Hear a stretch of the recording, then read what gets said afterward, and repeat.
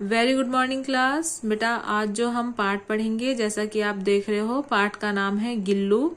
और इस पाठ की जो लेखिका का नाम है महादेवी वर्मा। महादेवी वर्मा के इस संस्मरण में एक गिलहरी के बच्चे के विषय में बताया गया है, जिसे लेखिका ने कौवों के प्रहार से बचाकर पाला था।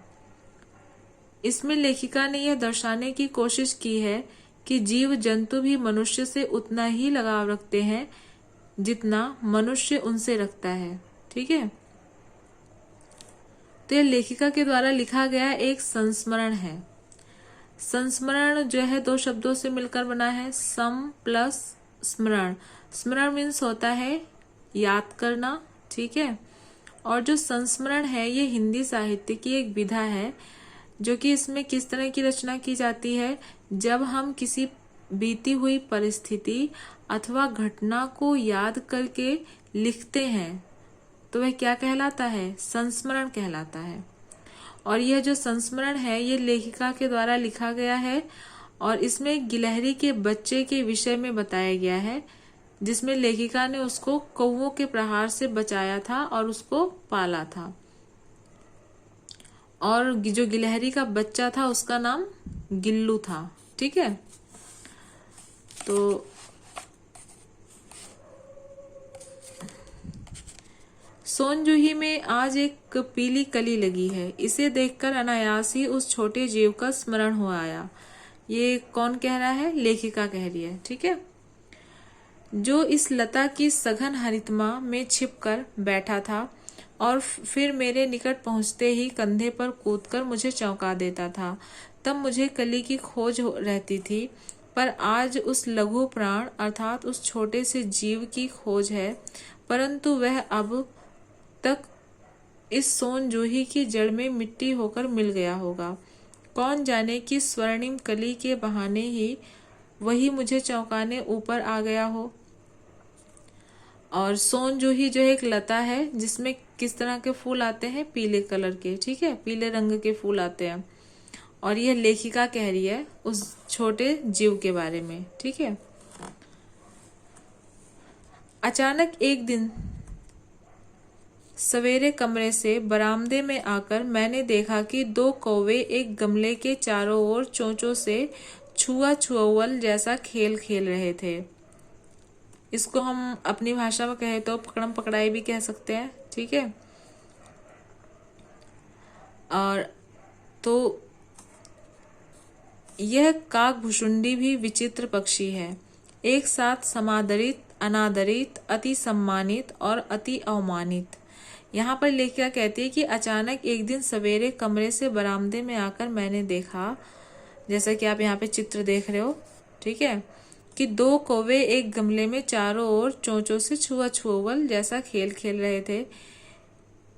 और यह काकभुशुंडी का मतलब क्या होता है? कौआ। यह संस्कृत का शब्द है। ठीक है, भी विचित्र पक्षी हैं, जो क्या है? एक साथ समादरित हैं, अनादरित हैं, अति सम्मानित हैं और अवमानित हैं। अर्थात लेखिका के कहने का अर्थ है कि समादरित मतलब उनका आदर भी होता है, अनादर भी होता है, सम्मान भी होता है और अपमान भी होता है। और बेटा एक चीज और ध्यान से देखो, यहाँ पर एक दूसरे के विलोम शब्द भी हैं ये। ठीक है, जैसे समादरित का अनादरित, सम्मानित का अवमानित। चलिए, हमारे बेचारे पुरखे ना गरुड़ के रूप में आ सकते हैं और ना मयूर के और ना हंस के। उन्हें पितर पक्ष में हमसे कुछ पाने के लिए काक बनकर ही अवतीर्ण होना पड़ता है। इतना ही नहीं, हमारे दूरस्थ प्रियजनों को भी अपने आने का मधुर संदेश इनके कर्कश स्वर में ही देना पड़ता है।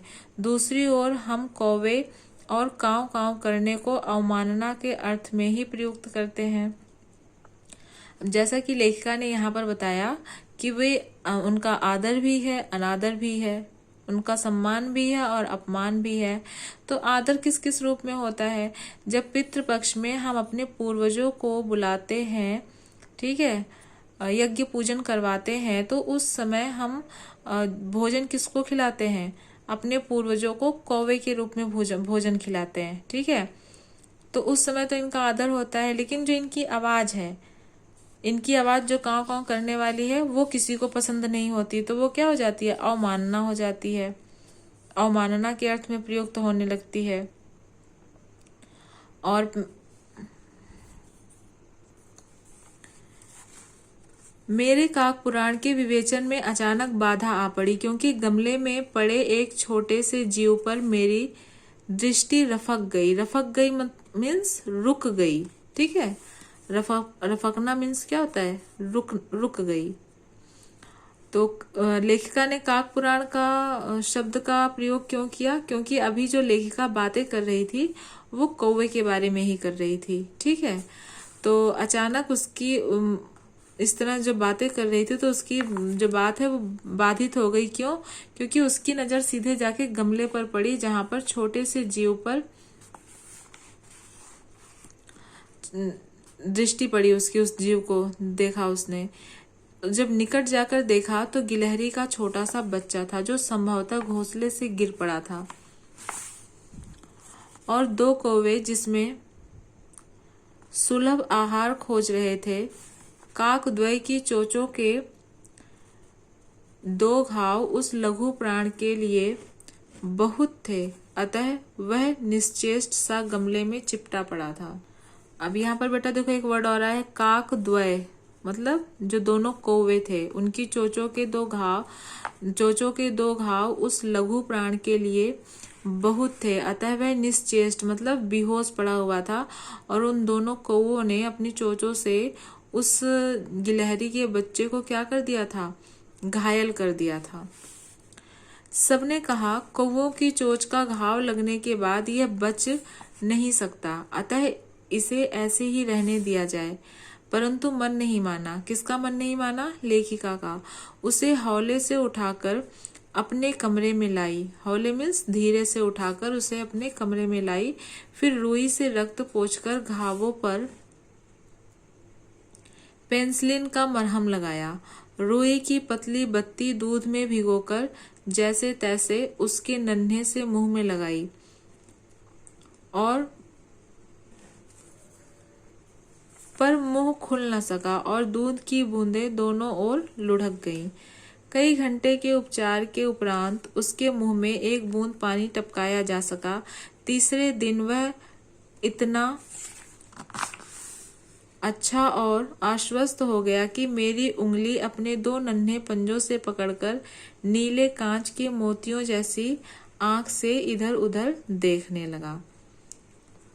तो लेखिका ने क्या किया, उस गिलहरी के बच्चे को गमले से उठाकर ले आई, और उसने उसकी क्या जो भी उसको चोटें लगी थी उस पर उसने मरहम किया, दवाई की, और धीरे धीरे वो 2-3 दिन में क्या हो गया, स्वस्थ हो गया। ठीक है। तो बेटा आज हम यहीं तक कंप्लीट करेंगे, और बेटा जितना पढ़ाया गया है आपको अच्छे से समझ में आ गया होगा। ठीक है। तो इसे आप भी रीड करिएगा, और जो भी आपके कुछ डाउट्स अगर होंगे तो जूम क्लासेस में क्लियर हो जाएंगे। और बेटा जो बच्चे जूम क्लास नहीं ले रहे हैं सभी बच्चे जूम क्लास अटेंड करो। ओके।